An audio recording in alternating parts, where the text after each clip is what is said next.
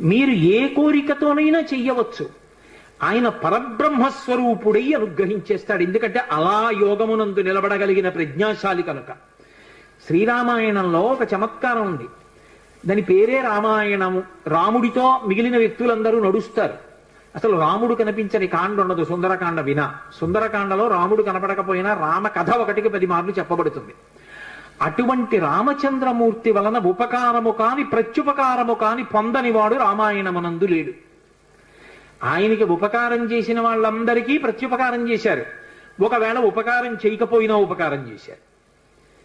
కానీ ఆయన ఉపకారాన్ని పొంది కూడా ప్రత్యుపకారం నేను చెయ్యలేను అని చెప్పింది ఎవరితో అంటే ఒక్క హనుమతోనే చెప్పారు.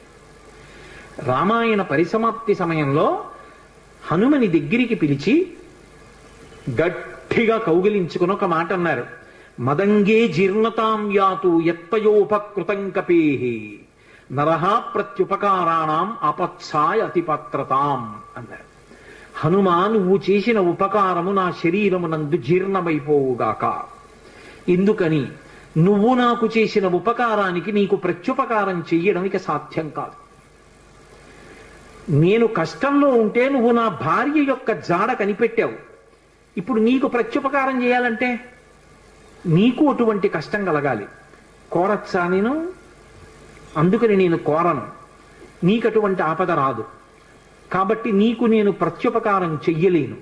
నీవు చేసిన ఉపకారము నా శరీరమునందు జీర్ణమైపోవుగాక అని కౌగలించుకున్నారు. హనుమ ఒక్కరు తప్ప రామాయణం మొత్తం మీద ఈ స్థితిని పొందిన వారు వేరొకరు లేరు. అందుకే రామచంద్రమూర్తి అవతార పరిసమాప్తి సమయంలో ఆయనతో అందరూ వచ్చేస్తానని వెనక వెళ్ళిపోతున్నప్పుడు హనుమని కూడా అడిగారు. హనుమ, నువ్వు వస్తావా అని అడిగారు. రామచంద్ర ప్రభో, మీరొకటి, మీ కథ ఒకటి, మీ నామం ఒకటి కాదు. ఎక్కడ ఏమి తెలిసినా తెలియకపోయినా రామనామము రామనామము రమ్యమైనది రామనామము అంటే అక్కడికి వెడతాను. రామ కథ చెప్తే వెడతా, రామాయణం చెప్తే వెడతా. ఇప్పుడు రాముడు అన్నాడు, మక్కథా ప్రచరిష్యంతి యావల్లోకే హరీశ్వర తావద్రమస్య సుప్రీతో మద్వాక్యమనుపాలయం. రామశాసనం హనుమకి. ఎక్కడ రామనామం చెప్పినా, ఎక్కడ రామ కథ చెప్పినా, ఎక్కడ రామాయణం చెప్పినా హనుమా నువ్వు అక్కడికి వెళ్ళి కూర్చుని వింటూ ఉండు.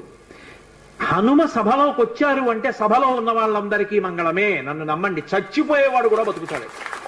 హనుమ దర్శనం అంత గొప్పది. ఆయన దర్శనం చేస్తే చాలు.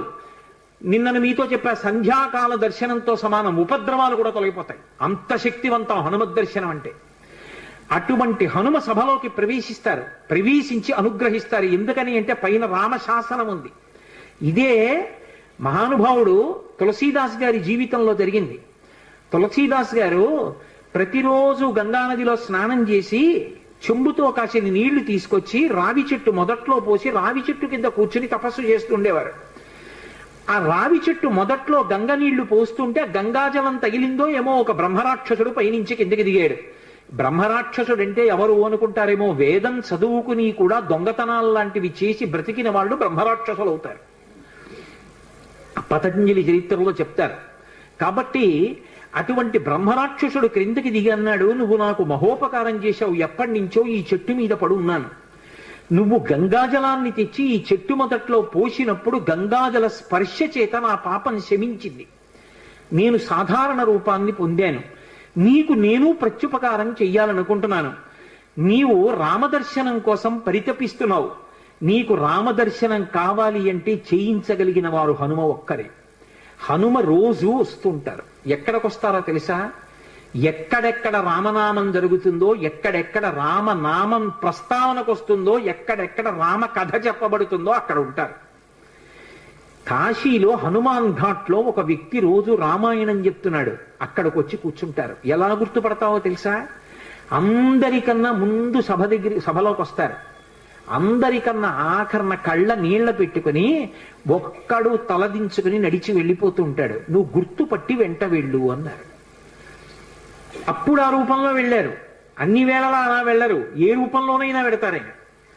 కాబట్టి తులసీదాస్ గారు హనుమాన్ ఘాట్కి వెళ్ళి కూర్చున్నారు. అందరికన్నా ముందు ఒక వ్యక్తి వచ్చాడు రామాయణం వినడానికి.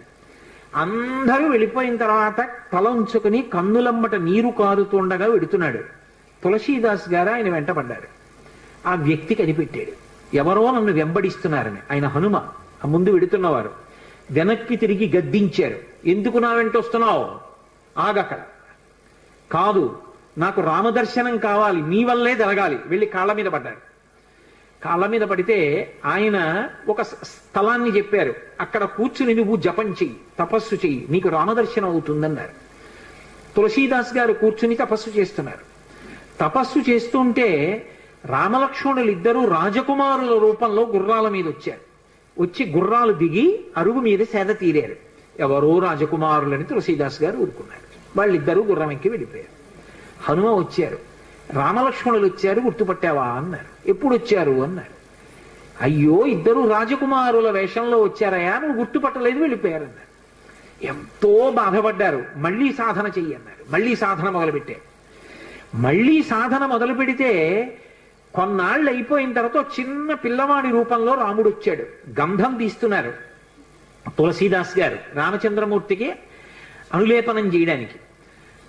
చిన్న పిల్లవాడి రూపంలో వచ్చి, తాతా తాతా నాకు గంధం ఇస్తావా అని అడిగాడు. ఇది రాముడి కోసం రా, పో అన్నారు తులసీదాస్ గారు. మళ్ళీ పొమ్మంటున్నాడు రా రాముడు వస్తే అని హనుమ వెంటనే పంజరంలో చిలక రూపంలో వచ్చి పాట పాడాడు. రాముడు బాలుడి రూపంలో వచ్చి తులసీదాస్ గారిని గంధం అడుగుతున్నాడు, గుర్తించలేని తులసీదాసు వెళ్ళిపోమ్మంటున్నాడు అని. అది విన్నటువంటి తులసీదాస్ గారు వెంటనే పిల్లవాడి కాళ్ళు పట్టుకుని పిల్లవాడి కాళ్ళ మీద పడ్డారు. పడగానే రామచంద్రమూర్తిగా దర్శనమిచ్చారు. దర్శనమిచ్చి, తులసీదాస్, నా పేరు మీద నువ్వు రామాయణాన్ని, దక్షిణ దేశంలో వాల్మీకి రామాయణం, దక్షిణ దేశమే ఎక్కడైనా వాల్మీకి రామాయణం, కానీ నువ్వు ఇప్పుడు రామచరితమానస్ అన్న పేరు మీద రామాయణాన్ని రచించు. ఉత్తర భారతదేశంలో రామచరితమానస్కి ఎంత గౌరవం అంటే, మీరు ఆలయాల్లోకి వెళ్ళండి, వ్యాసపీఠాలు పెట్టి దాని మీద రామచరితమానస్ పెడతారు. గుళ్ళోకి వెళ్ళిన వాళ్ళు కనీసం ఒక్క శ్లోకమైన అందులోంచి చదువుకుని చక్కగా ఓ పువ్వు ఏదో పెట్టి నమస్కారం పెట్టొస్తారు. రామచరితమానస్కి అంత గొప్ప. విచిత్రం ఏంటంటే, హనుమాన్ చాలీసా, రామచరితమానస్ రెండు తులసీదాస్ గారి శరీరంతో ఉండగానే ప్రఖ్యాతి వహించేసాయి. అటువంటి తులసీదాస్ గారు ఎప్పుడూ రామనామం చెప్తుండేవారు.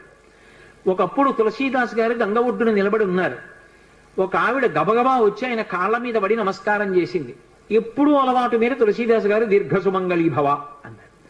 అయ్యా, నన్ను దీర్ఘసుమంగళీభవ అంటున్నారు, నా భర్త మరణించాడు, అదిగో చితి మీద పడుకోబెడుతున్నారు దహన సంస్కారానికి, మీ నోట వంట వచ్చిన మాట అబద్ధం కాకూడదు అందావిడ.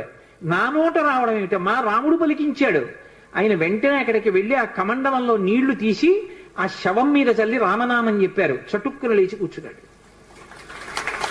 ఇది చూశారు పాదుషా యొక్క గూఢచారులు ఆ గంగా తీరంలో తిరుగుతూ.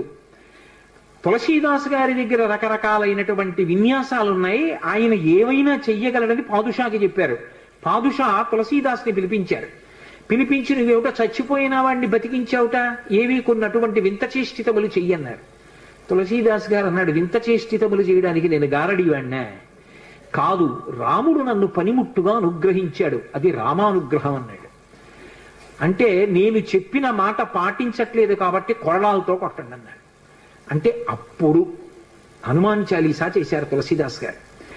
కళ్ళు మూసుకుని హనుమని తెలుసుకుని హనుమాన్ చాలీసా చేస్తుంటే భటులు వచ్చి కొరడాలు పట్టుకుని కొట్టడానికి పైకెత్తుతున్నారు. ఆశ్చర్యం ఏమిటంటే, ఆ రోజున పాదుషా కోట అంతఃపురం అంతటా పెద్ద పెద్ద కోతులు వచ్చి ప్రతి సైనికుడి చెయ్యి పట్టుకున్నాయి కదలకుండా. పాదుషా భయపడిపోయి సింహాసనం దిగి కిందకొచ్చి తులసీదాస్ గారి కాళ్ళ మీద పడ్డాడు. అప్పుడు ఖచ్చితంగా పూర్తయిపోయింది హనుమాన్ చాలీసా. ఆ తులసీదాస్ గారి చదివినప్పుడు అన్ని కోతుల రూపంలో వచ్చి ఎదురుగుండా హనుమ నిలబడి కాపాడారు తులసీదాస్ గారిని. అందుకే అప్పటికీ ఇప్పటికీ ఎప్పటికీ కూడా హనుమాన్ చాలీసాకి అంత శక్తి. తులసీదాస్ గారు ఎప్పుడు మాట్లాడుతూ ఉండేవారు స్వామి హనుమతోటి. రామాయణ రచన చేసేటప్పుడు, రామచరితమానస్ రాసేటప్పుడు ఏ ఏ ఘట్టం దగ్గరికి వచ్చేటప్పటికి ఆయా ఘట్టం దగ్గర మళ్ళీ హనుమకి చదివి వినిపిస్తూ ఉండేవారు. హనుమ అంతా చదివి సరేనంటుండేవారు. అబ్బో, ఎన్ని చమత్కారాలు, వాళ్ళిద్దరి మధ్యలో ఎన్ని విశేషాలు జరిగాయో తులసీదాస్ గారికి హనుమకి. అంతటి గొప్ప అనుబంధం. అందుకే హనుమ గురించి తులసీదాస్ గారు ఏవి చెప్పారో అవన్నీ కూడా అద్భుతమైనటువంటి విషయాలు. రామచరితమానస్ అంత గొప్ప గ్రంథం. తులసీదాస్ గారిని అనుగ్రహించారు. మహానుభావుడు స్వామి హనుమ అనేకమైనటువంటి అవతారాల్లో ఈ లోకంలో వచ్చి ఎందరినో అనుగ్రహించారు. వారు వచ్చినటువంటి అవతారములు ఎన్నో ఉన్నాయి.